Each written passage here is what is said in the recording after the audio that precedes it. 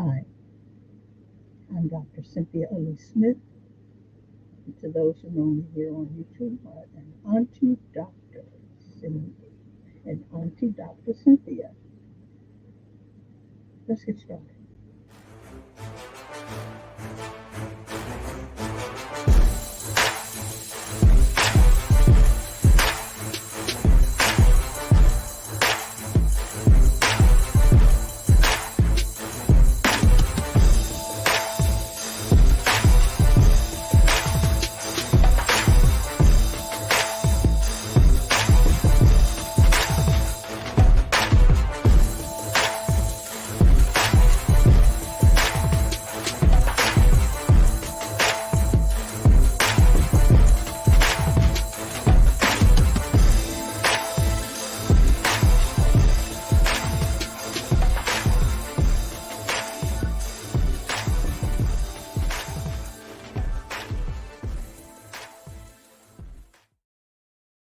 Hi there, and again, my name is Dr. Cynthia Ellie Smith, and I am an anti-racism, anti-white supremacism educator and essayist.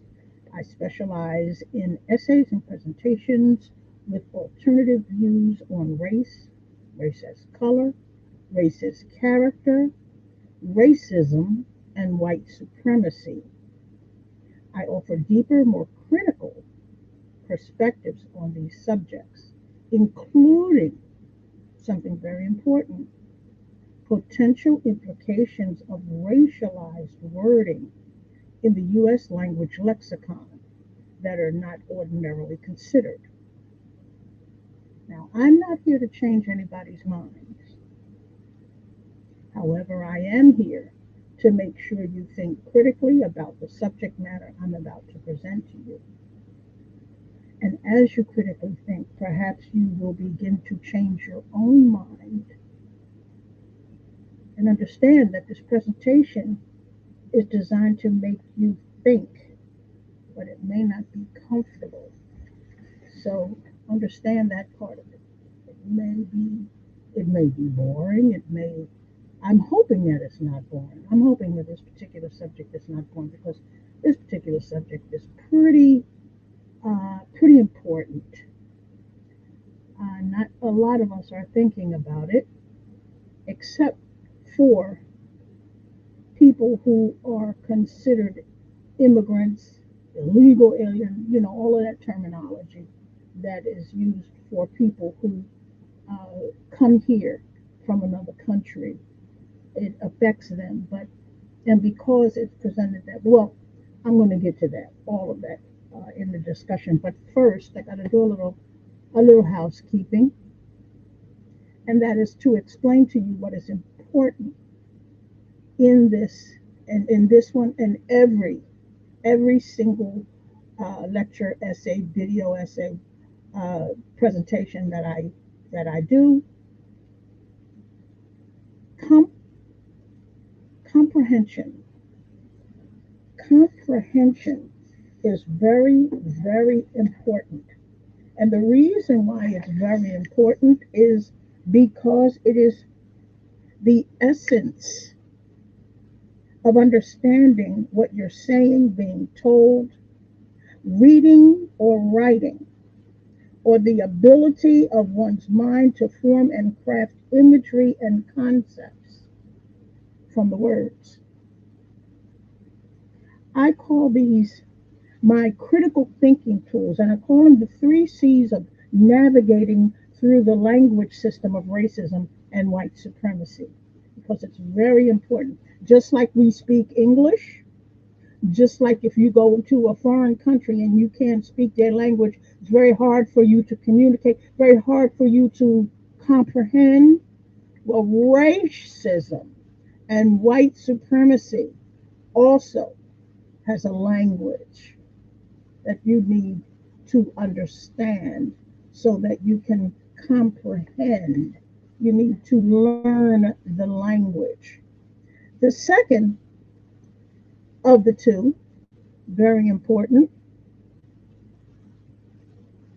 is connotation. connotation is important because, hold on one second.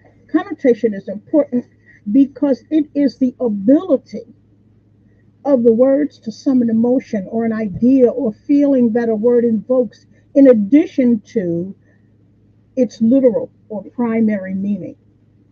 Very, very important. Okay? It is the feeling of the word, it's the expressive part. It's that part of the words, sentences, and paragraphs from thought which create the drama and cause people to react happily, sadly, violently, or otherwise.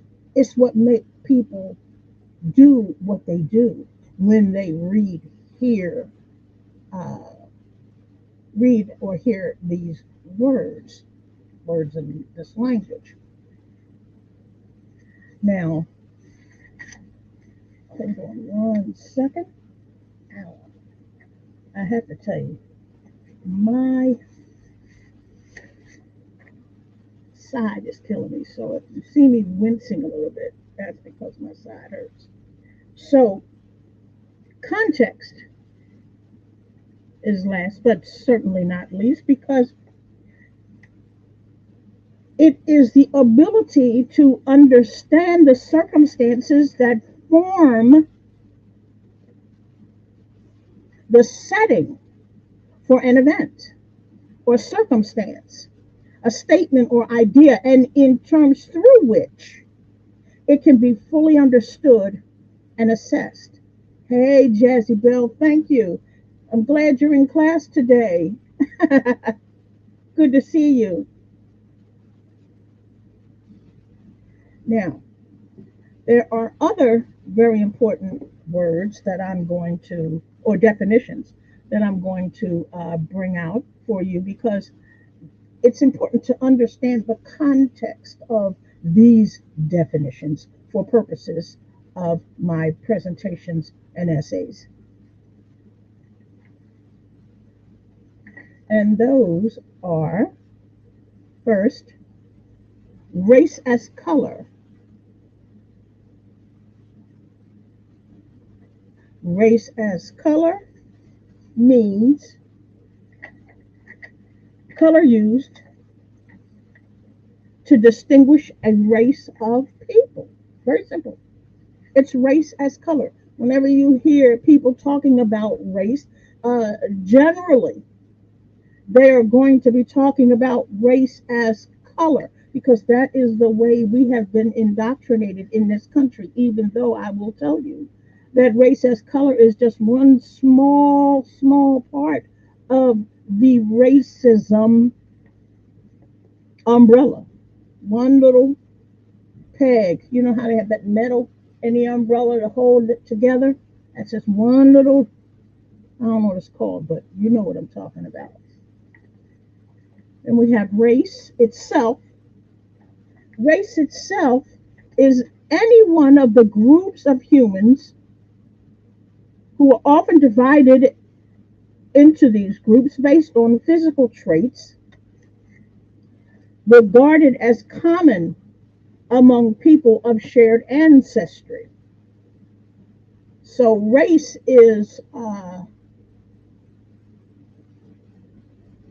color is any one of the groups of humans divided into these groups based on these physical traits, and race as color is one of those physical traits. Okay, now we have race as character. Race as character is used to distinguish a race of people by character. You know how Martin Luther King talks about the content of one's character. Well, most, if not all, people are judged by their character in this country. However, black people in this country are judged both by color and by character, and of which character is generally already defined for us, which is a direct result of the next definition, which is racism. Racism is the systematic subjugation within established institutions in the United States through structurally designed discrimination and denial of opportunity, equity, equality, and justice built into every institution in the country to control the formerly enslaved and their descendants in perpetuity after the enslavement ended. Because once, when we were in when black people were enslaved, there was no need for a specific set of guidelines, rules, laws, things of that nature, because the laws and guidelines were based on the enslaved property. But once we were emancipated and we were no longer enslaved, that's when racism was designed and developed based on this right here, white supremacy, which is the ideology using the color white and whiteness as a value and merit metric, where superiority and goodness aligns with the color white and the color black and blackness are aligned as bad or inferior, each having been assigned generations ago to skin pigmentation. Brings us back to race as color. Then we have whiteness. The theory, it's not true, but it is a theory that skin pigment or the assignment of the color white to imply skin color, keep that in mind. The assignment of the color white to imply skin color grants the individual with certain natural rights and privileges. Okay, just like the Constitution grants particular rights and privileges, we also have whiteness, which has bestowed particular rights and privileges to people who, in terms of race as color, identify with white skin.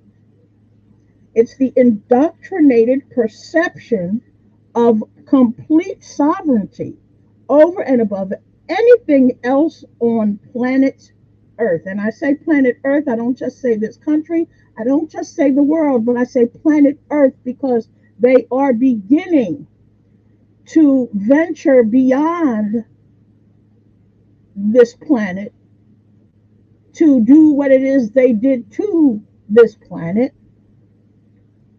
And they fully intend to, quote, colonize other planets. Now, what people don't generally understand, but I think is important, is what all of the definitions that I have read to you, they're all about value. Whether it's an economic value, whether it is a political value, whether it's a moral value, whatever kind of value it is.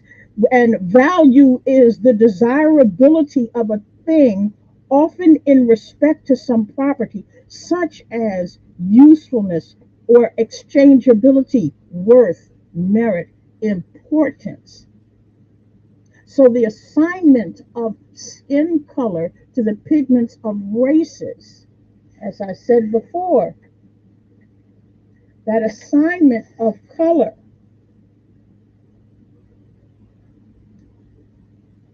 is all about the value white supremacy places on that color. And in other essays and presentations, I do go into discussions about color. In fact, I'm always doing discussions about color. Hey, Ruthless. Hi. It's nice to see you. Very nice to see you. So, with all of that being said, I want to read you this essay that I wrote. It's still kind of a draft because when I'm finished, I'm going to be putting it up on Medium. And anybody who wants to can join Medium and follow me there on medium.com. I do have a somewhat condensed version of the essay with pictures and things of that nature. Um, Also on YouTube.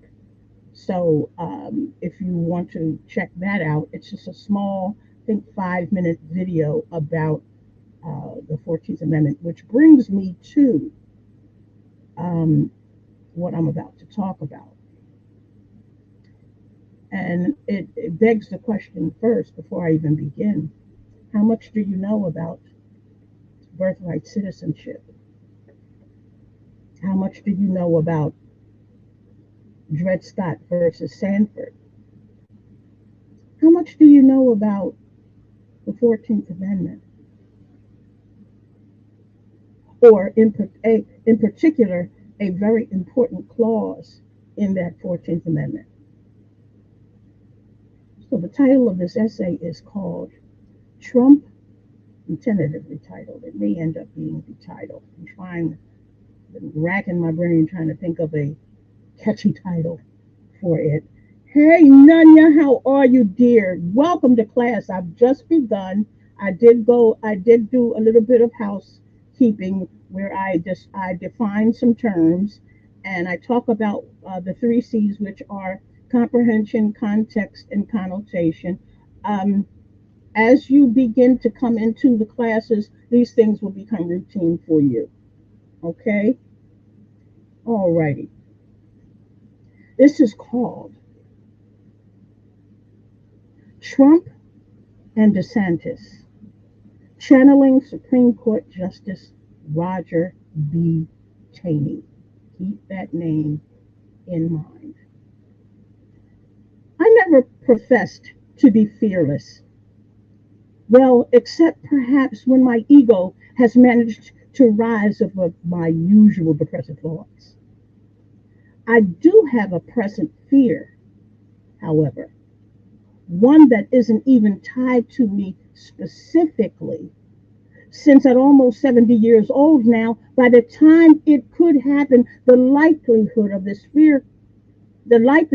this fear would meet me in the air is null.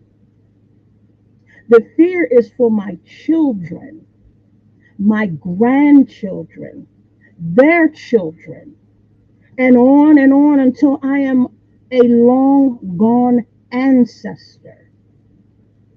This fear is what they could lose. This fear is that they could lose their birthright citizenship. I think about it all the time, especially in light of the fact that the call for it has hit the mainstream. When Trump was president, I don't know how many of you know this, but when Trump was president, he tried unsuccessfully to end birthright citizenship through an executive order, citing anchor babies as his rationale. It received a bit of notoriety in immigration arguments on the right, but never received the kind of momentum the likes of CRT and other racist white supremacist arguments received. On a few occasions, I wrote about the importance of birthright citizenship in an attempt to draw it to the attention of Black descendants of the enslavement who have only enjoyed citizenship of any kind in this country for 155 years. That's right, as of this writing. Yes, only 155 years in the about 500 year, or very close to 500 year, um, and this that we've been on this side of the earth. So, what in the Dred Scott and John Sanford is going on in this country that would actually entertain an end to birthright citizenship? Just as an aside, um, you can hear me okay. I'm assuming. If you can hear me okay, throw a light bulb in there, uh, so I can tell that you can hear me clearly. If you can hear me clearly, because sometimes when I do the playback, my voice is all raspy and carrying on, and I just get embarrassed. Okay, good. Oh, it could be better, Nunya. Okay. Um, I'm not sure. Hold on one second. Let me make sure that the proper um, that I'm using the right. Hold on a second. Let me make sure that I'm using the right microphone. Sometimes it acts. Oh, that's why. That's why. You know why? Because it's not using my blue snow. Thank you for saying that. It's not using my snowball. And I'm moving the snowball around, and it was using the this my earphone. I hate when it does that. How is it now? Is it better now?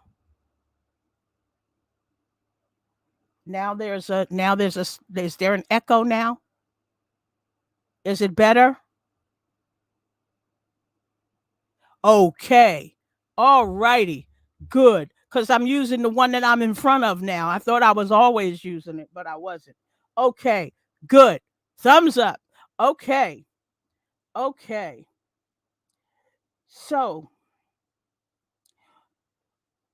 what in the Dred Scott and John Sanford is going on in this country that would actually entertain an end to birthright citizenship?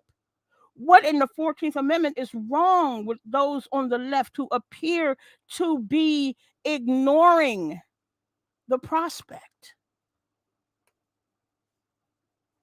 It is important to contextualize. Remember, that's one of the three C's. I'm always going to be using those terms, the three C's, which are the tools to understand in understanding the language of race, racism, and white supremacy. Okay. Remember, I said it's a language that most of us do not understand. Most of us do not understand the language. We think we do because we hear the terms, but most of us don't know what racism was, and how it has morphed. Most of us don't understand the difference between racist color and racist character and why they are separate. It's a whole lot of stuff. It's like going over to Greece and trying to understand the language and you can't speak it. You can't comprehend. That's a tool. Comprehension, context, connotation. You need all three. Otherwise, you're lost. Okay? So it's important to contextualize my fear. So I need to draw upon history. History is the absolute best. Hear me. History is the absolute best way to see the future in the present. Now, what do I mean by that? What I mean by that is you have to look back. Don't listen to people that tell you don't look back. Just keep pushing forward. Don't look back.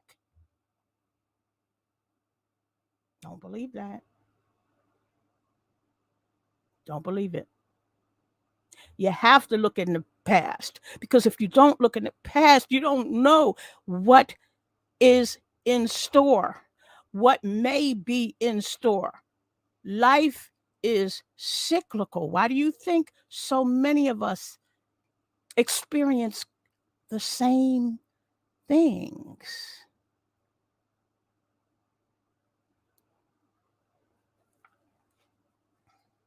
So it's the best way to see your future in your present so that you don't make the same mistakes that you made before. You say, oh, ooh, this about to happen again. Let me back up. Okay. So, in contextualizing and drawing upon history to talk about birthright citizenship, I have to go all the way back to Dred Scott versus John Sanford. Dred Scott versus John Sanford became a landmark case and precedent for the enslaved who might have thought there was a way to freedom by virtue of having lived in a free state, even while enslaved there. The question before the Supreme Court was whether Dred Scott was in fact free or a slave. Scott remained enslaved but lived in free states for a combined total of 10 years before moving back to Missouri, a slave state, and considered himself a free man just by virtue of having lived in the free states. Supreme Court Justice Roger B.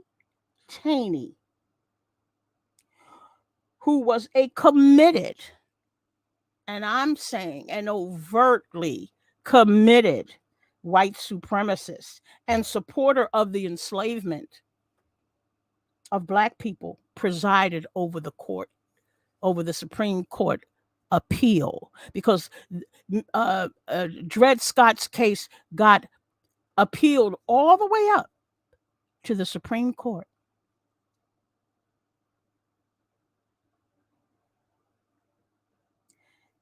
The Taney court stated, I want you to pay particular attention to this. The words, hey, my niecey weesey treesies.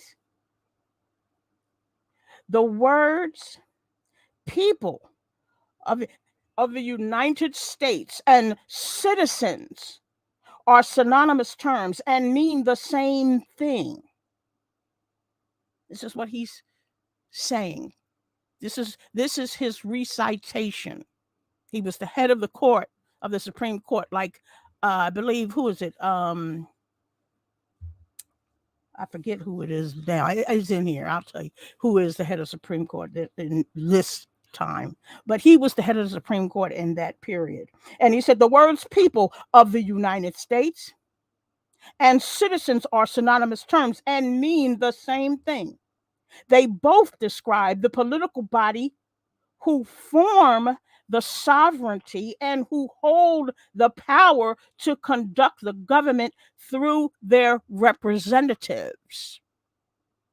He says the question before us, whether the class of person described in the plea in abatement, people of African ancestry, are you hearing me? I want you to hear this. And hear this. Put on your critical thinking caps and listen carefully. People of African ancestry compose a portion of this people and are constituent members of this sovereignty. This is what he's asking. Is this what you've brought to this court? Is this what you're saying? Because, what did you say? People of the United States and citizens are synonymous. And so what you're doing is you're bringing to the court this man who is representing a portion of the people as members of this sovereignty. Remember what I told you, what white supremacy, what white supremacy meant, what did I say? What did I say whiteness meant? The theory that skin pigment or the assignment of the color white to imply skin color grants the individual with certain natural rights and privileges, the indoctrinated perception of which of this are complete sovereignty over the entire planet. Sovereignty. That means data bosses. Okay? Now I need you to hear this part because this is when he makes a decision that affects the lives of Black people for another for 155 years almost. Yeah, for about 155 years. Okay, we think they are not, he says. We think they're not. And that they are not included. And were not intended to be included under the word citizens in the Constitution. Did you hear what I just read? He said, okay, the question before us is this person and the people who represent this person, are they members of people of the United States or citizens? Is this what you're bringing in front of this court? Well, we think they're not. And that they are not included and were not intended to be included under the word citizens in the Constitution, and can therefore claim none of the rights and privileges which that instrument provides for and secures to citizens of the United States. On the contrary, they were at that time considered as a subordinate and inferior class of beings. Remember, he was enslaved when his master took him to a couple of free states and territories. So he's saying they were at that time considered as a subordinate and inferior class of beings. There's that white supremacism, who have been subjugated by the dominant race, white supremacism, and whether emancipated or not. Understand what he's saying here. He means emancipated, meaning no longer enslaved, or not, yet remained subject to their authority and had no rights or privileges, but such as those who held the power and the government might choose to grant them. Taney also held that the Missouri Compromise of 1820 was unconstitutional and foreclosed Congress from freeing slaves within federal territories. So he put an extra punctuation mark on that. He said, okay, yeah, well, the Missouri Compromise put like a kind of line of demarcation for the free states and the slave states, because the slave states wanted to push west. They wanted to push forward.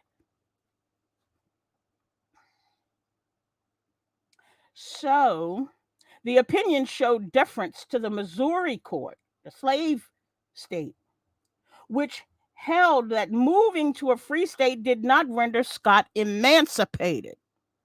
Finally, Taney ruled that slaves were property under the Fifth Amendment. The enslaved were property under the Fifth Amendment, and that any law that would deprive a slave owner of that property was unconstitutional. This decision by the Taney Supreme Court on March 6, 1857, meant people from African descent could never be considered citizens of the United States because we were never intended to be citizens under the Constitution, whether we were emancipated or not. Now, after the war, the 14th Amendment was passed in 1866 by both the Senate and the House of Representatives. The lone dissenter was President Andrew Johnson, who was vehemently against its ratification and who held it up for 2 years until it was finally adopted in 1868. And whether or not the 14th Amendment was meant to be a direct assault on Judge Taney's decision in Dred Scott, the wording in that clause in the 14th Amendment said, all persons born or naturalized in the United States subject to the jurisdiction thereof are, not shall be, are citizens of the United States and of the states wherein they reside. So basically, when the enslaved were emancipated, they became citizens of the United States and also within the jurisdictions or the states where they resided.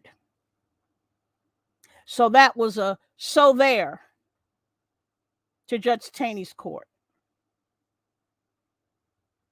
But that took an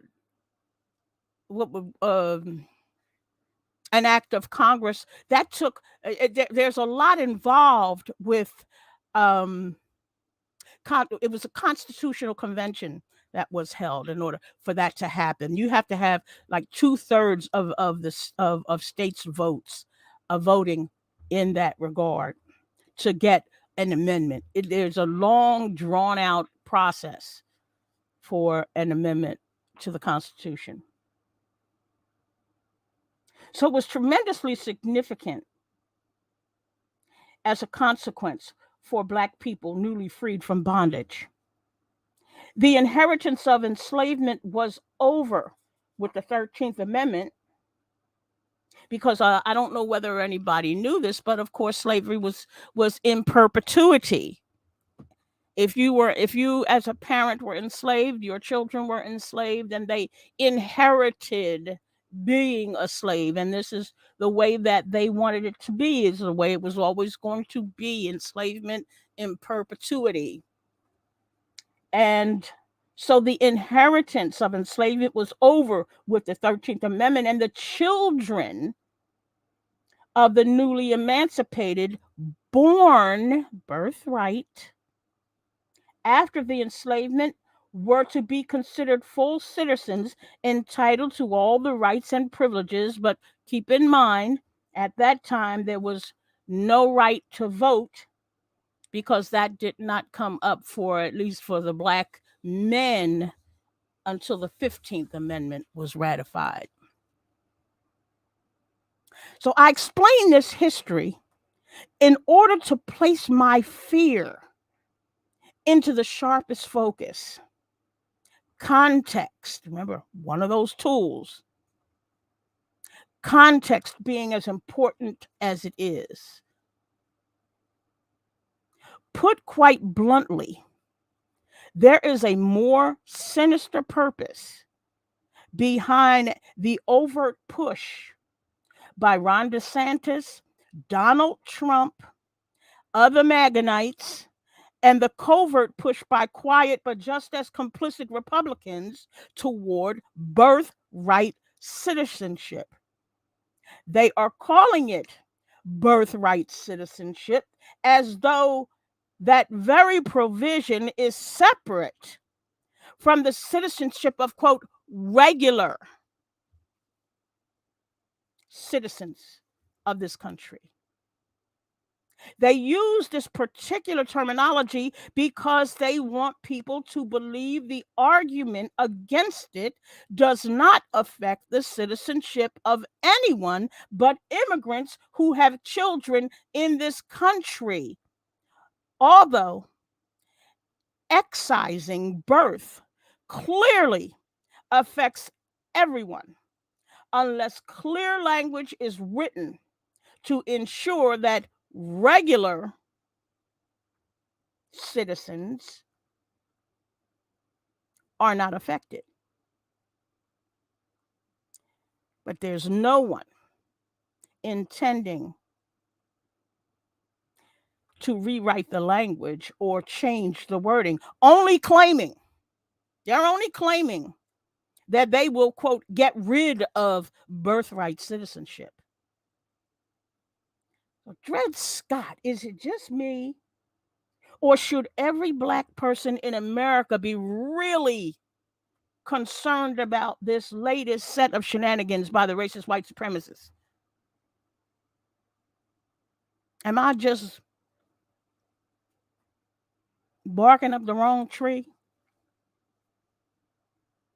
I think not.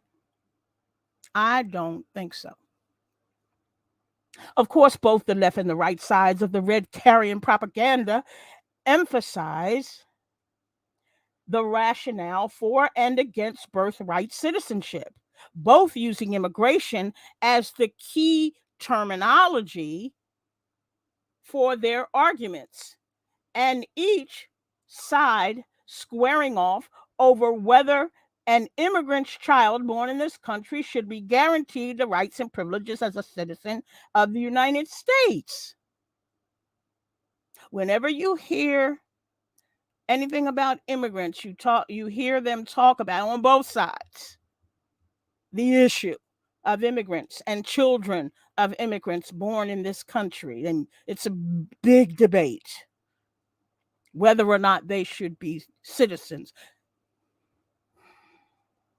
But given the sordid history of this country and the lengths its leaders have undertaken to revoke the rights granted Black people since the Reconstruction and the 13th Amendment, as well as the 15th Amendment, if you don't know what I mean,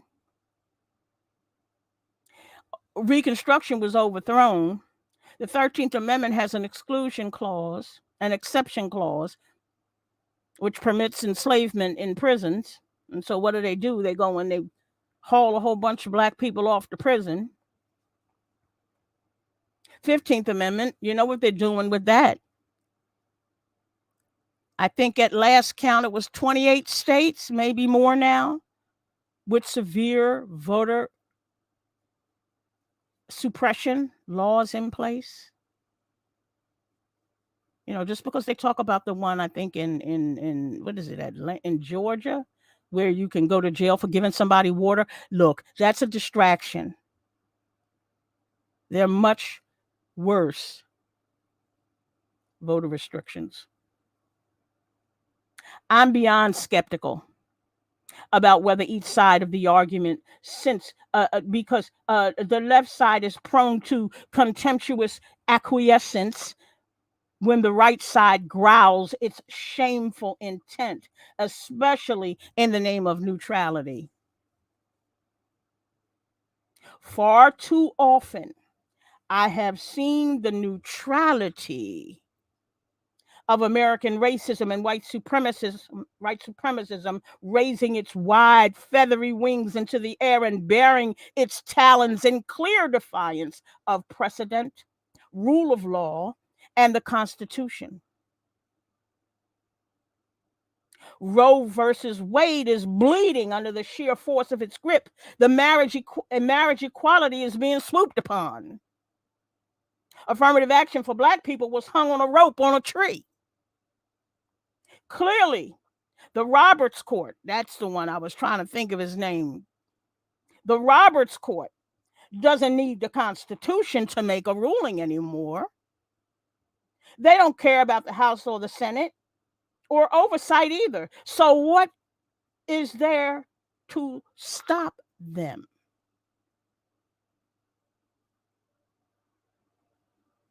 What could stop the Roberts Court from upholding Taney under some other form of appeal brought in by the clause of the right wing? Think about that. They used a completely different case, one that was designed for the 21st century, to get rid of affirmative action. They used a case for the 21st century to get rid of Roe versus Wade. So what's it to them to bring a case that, while not exactly like Taney, would include language about birthright citizenship? They did it to the Voting Rights Act in 2013. The main provision that protected us from the states doing what it is that they do right now was killed by the Supreme Court.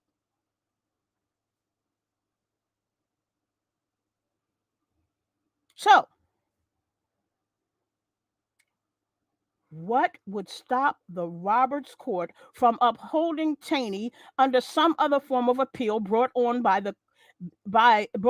the clause of the right wing? As I said earlier, I will most likely be gone on to join my mother and grandmother wherever their souls are parked and waiting. But damn it will be too late by then to sound the call for Black people to please pay attention. Therefore, I'm calling on Black people to pay attention to the danger of losing their citizenship. Not for me, because I doubt it would happen to what's in what's left of my lifetime. I doubt it. That doesn't mean it couldn't, but I kind of doubt it. The danger is in the future of all our descendants, and it is real and abiding. Pay attention to the language. This is why I'm telling you it's so important to understand racialized language in a racialized America. And this is what I'm here for. I'm going to break it down. I'm going to explain these terms, why they're used, how they're used, when they're used, and what they are, basically. So pay attention to the language. Don't be misled by the rhetoric on either side using simply immigration as the only reason they are arguing for or against birthright citizenship.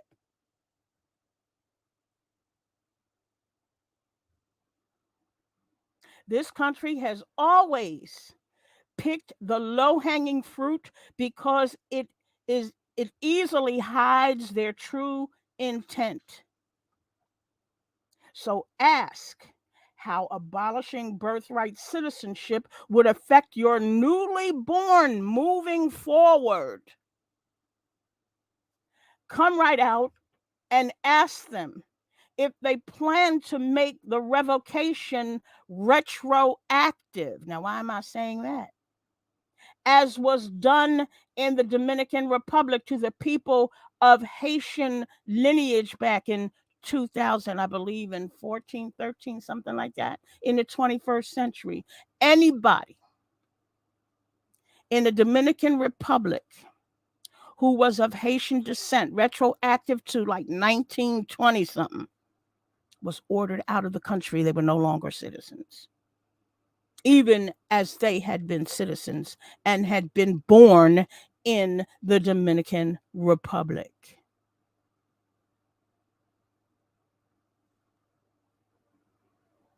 Ask whether they're simply trying to do a solid for Judge Taney as payback for the 14th Amendment. And that brings me to the end of that essay. I hope you enjoyed it. I don't know whether I have 11 people here. Oh goodness. Hi Aries 1, hi Keta. Hi Eternity. I want you to understand that it is important, extremely important for you to know these things. I'm not trying to frighten you. I'm trying to educate you. so that you have the proper tools, you have the proper thought processes, so that you can ask the important questions. Talk to your senators, talk to your state representatives. DeSantis is running for president. Trump is running for president. We thought Trump would never become president, and what happened? So one of the things that he was trying to do while president, although he wasn't successful then, was to end birthright citizenship. He says he's going to do it. He has made a campaign promise that he will do it. And if he becomes president, you know he's going to make it possible. So what are you going to do? What would you do if you found out, like some of those Haitians did one day, that you're no longer a citizen?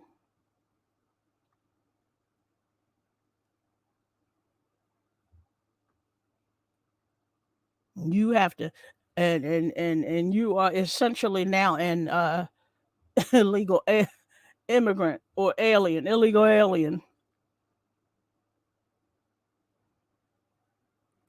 Now I am going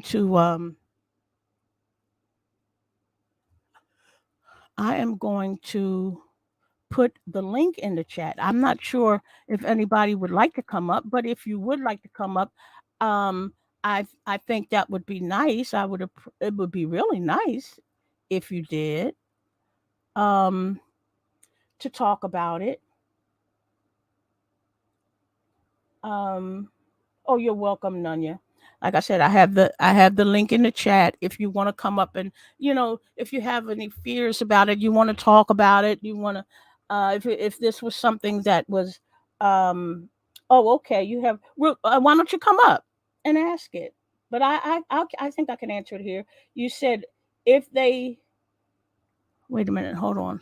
You said if they succeed, could they deport the African American? Absolutely. If they decided to. That's what the Dominicans did. That's exactly what the Dominican Republic did. And to add insult to that injury, they not only deported people who were recently born, they made it retroactive. Just I think in the 20s, in the 20th century, but like 1929 comes to mind. I'm not sure. You can check me on that. But yeah, they made it retroactive. So that meant grandparents, great grandparents would be affected. Anybody. They were making sure that they were trying to get the Haitian ancestry out of the Dominican Republic. They didn't care whether you were born there or not. Yes. Oh, Aries one. Oh, well, welcome, welcome. Um, maybe I don't know whether you are a subscriber, but please do feel free to subscribe. I appreciate that. Okay. Nunya, good. Hi. Hey. Hold on, let me put my earphone on, make sure I can hear you. You got your mic on? Hello, yes it is. Hi, how are you, Nunya? How are you? I'm good. Oh, that's good. I'm fine. I'm fine. I like I said, I was concerned. I usually have to be inspired to write, so generally I won't write anything for about a month or so. But I heard how Trump was, he's in competition with DeSantis. He thinks it's his main rival, and he is saying that he is going to end birthright citizenship. So the subject came up again periodically. I have written about birthright citizenship and the 14th Amendment, things of that nature. Um, and at one point I wrote what I called an open letter to Black people. I don't know whether I have that. I think I may even have something like that in my YouTube library. about the 14th Amendment and the uh, what is it? It's the something about the Congress of States or something. I think it I'd have to look a little more into it to read off what it was about. But it is a constitutional convention that would actually where they could go in and virtually chuck the Constitution altogether and rewrite it. And there are people that are called the originalists, and most of them are right wing white supremacists who who only really believe in the Constitution up to the 10th Amendment. Anything after the 10th, they would abolish, And that's which really, really includes the scary. 13th, 15th, 14th. You see? Yeah, That's a scary reality that we're starting to face, every day. And I just wanted to come on here and tell you thank you. I really been enjoying your stories like on Instagram. And I don't really know who knows, but I'm a mod for Plainest Jane, and she does things like you do sometimes. But I feel like more people should be doing, the like short history lessons for people to really understand like our history, because when we don't know our history, we're messing up our future. So, absolutely right. You have to. I say this all the time. You have to know you have to know the past in order to know the future in your present. Yeah, you do. yeah, You so absolutely have to. I'm really happy that I'm really happy that you're doing, giving us a little history lesson, and I hope you continue to do it because we need it. Thank you, thank you. Yeah, I made this my mission. I'm retired now, so it would be this or laying in the bed. So I get up, I wash, I put on a little makeup, and I get on here. And I've been doing a lot of videos. I'm doing a video series now. I'm doing them mainly on TikTok because that is where the audience is. Who there's the audience in TikTok is really gravitating toward it, but I also share it on my other platforms, which is Facebook and Instagram, and there's a couple of other ones that I put it on as well. A Mastodon, I have it on, and that new one. What is that new one that from Meta? I put it on there as well. It's like the Twitter of the new Twitter. Oh, is it the threads? Threads, yeah, I put it on Threads as well. Yeah, so those are the platforms that I put my work on. Yeah, That's amazing. yeah. Oh, Aries one. Is this? I don't want to say who you are, but I think I know. Do you know my daughter, Aries one?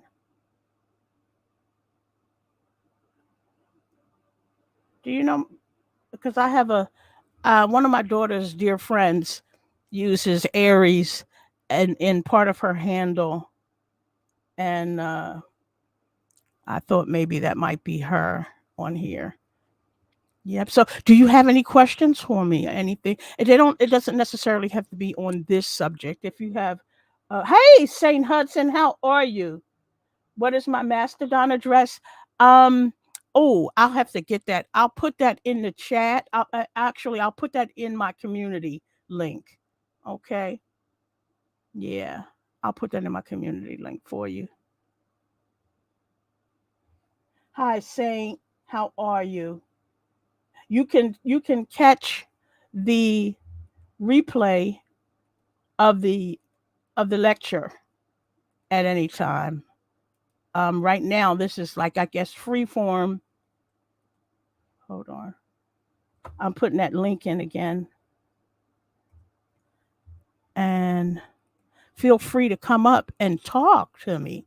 Throw some light bulbs up. That's the name of our group of people of this class. We use light bulbs because we all intend to illuminate the world.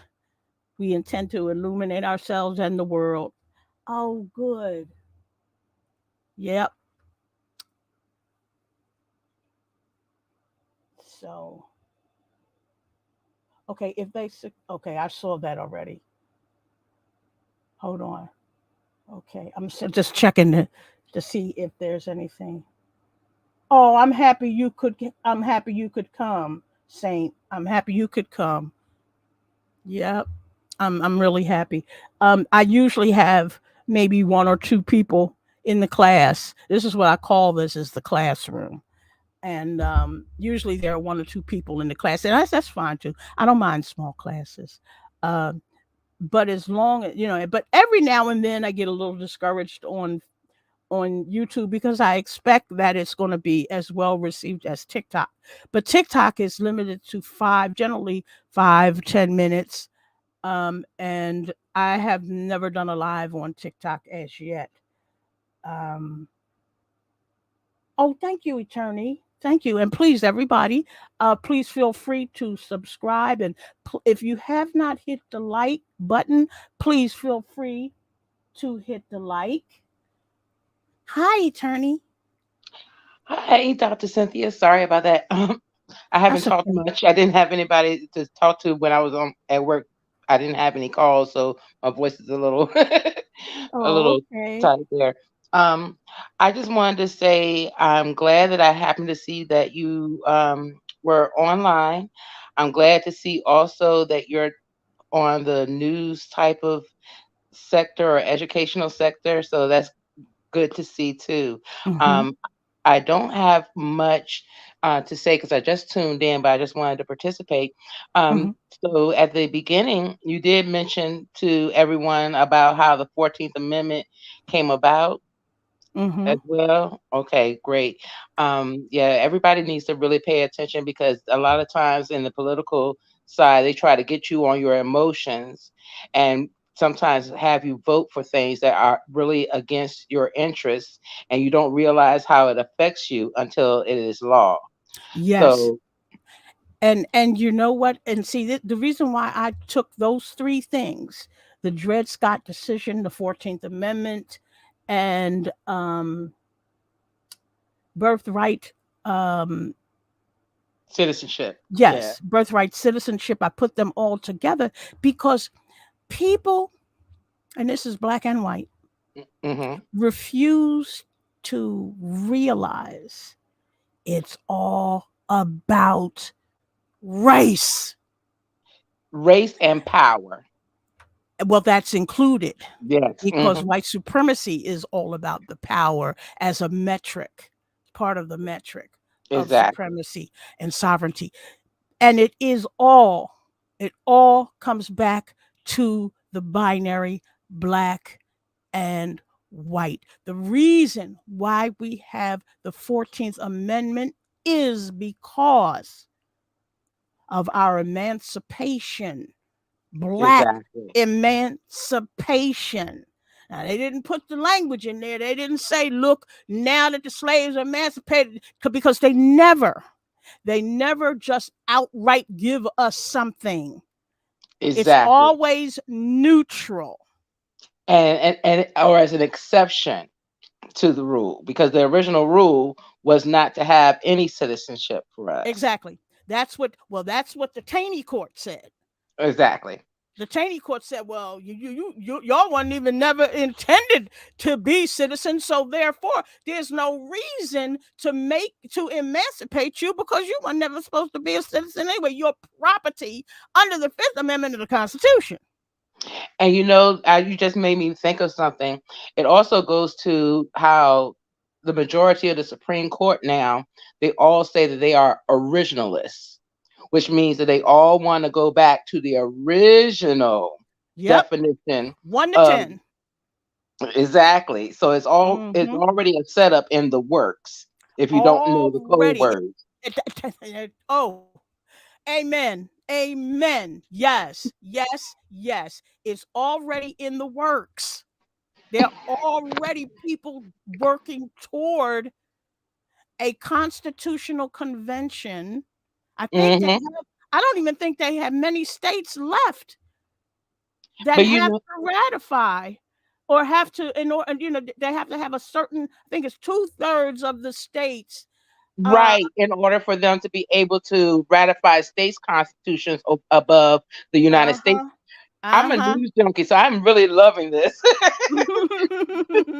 So Yeah, expect to see me in the chats and I maybe look once in a while forward on the to it. panel I for you. look forward to it. I look forward to it because I just got permission to from a colleague to use his slide presentation for trauma. I still Oh, haven't heard back from Dr. DeGrasse, but um oh, I what love him. yeah, well, I haven't heard from she's a she, but I heard from someone else who Oh, is okay. I'm allowing me going. to use his work, and Okay, I want to be able to use her likenesses and things like that, and some of the things that she's done. But I find that they say that if I use the fair use for educational purposes, I can still right. use this stuff. But I did reach out to her in order to to get some permission to use some of her work What they on call the it, professional post. courtesy. Yeah, post. What is it? Is the post slavery something um trauma, something like that. My Okay. mind is like going a little blank on me. I'm having some senior moments, but because I don't have the stuff like right in front of me. But yeah, post traumatic slave syndrome. Oh, That's what it okay. That's is. a good Yeah, top. That's yeah. a good The fact, topic. yeah, and she wrote the book on it basically. Uh, and but this other gentleman also has a lot of a wealth of information on generational trauma and why we do what we do, why we behave the way we behave, and Generationally. it goes yeah, and whether or not we want to admit it to ourselves, it all goes back to the enslavement. That's one thing that I'm finding out. I used to be real, in the black movement when I was younger and everything. Hmm. Hmm. And now as I'm getting older, I'm actually being able to see how far back those traumas have impacted not just my family, but just, generations of families, Hmm. for so many decades. But Hmm. I'm really glad to see your channel. I'm going to drop back down Okay. and I wish you much success. You have a Thank great you one. so much. Thank you, you too. And Nunya, thank you for coming up as well. I really appreciate it. I'm hoping that in time I will get more people who are interested in talking about the subject. Uh, it's so very important. Um, I know that that sometimes it can be I don't want to say boring, but sometimes it can be a little overwhelming for people because they have life to live and they don't really want to talk about this because, everything can't be about race. Oh, it is. It is. And once you've come to terms with that, it's like having an anvil lifted off of your head because then you're free, you're open to learn the language. You're not afraid to learn the language then. You're not afraid the cognitive dissonance goes away and you're able to critically think about your life and how your life is impacted every day. And you won't want to just let it roll off your back anymore. When you're microaggressed, you can attack it. You can call it out at that moment. You don't have to just laugh it off and say, well, whatever. You can do something about it. You can talk to your politicians, make them understand that you know how to speak the language. You know when they crapping on you because you know the language. And I'm here to teach you the language. Now, if there's no more questions, I guess I'm going to let us go. Unless you want to keep it going. I'm not sure. But yeah, you're right, Ruthless. You're right. You're right. The more we learn, the more we choose to move differently and have a better life. That's exactly right. You do. You actually do. They say ignorance is bliss, but it isn't really. You're always blindsided. It's not bliss. Listen, I'm going to get off. I think that we had a very successful class today, and I really appreciate you all. Uh, my light bulbs. I really appreciate you all. And I'm going to be working on that series, continually working on the series. So be on the lookout for the series of sundown towns. I think I'm going to be doing Tennessee now. I just finished Ohio, I believe, or Indiana. I think I just finished Indiana. I'm going all the way from Maine to Washington, from one side of the country to the other, to point out some of the sundown towns. So, oh, and I also want you to look at some of the other videos that I have on there. Certainly the one about birthright citizenship. Okay. Ah, before I go, there's another one that I need you to look at. Black women. I need for you to look at the video that I made about the death rates for Black women in maternity. That's going to be another subject that we're going to talk about. In fact, that very well may be the next subject that we talk about here in class. Okay, so for now, I'm going to say goodbye. I thank you all for coming. I really and truly appreciate it. Until next time.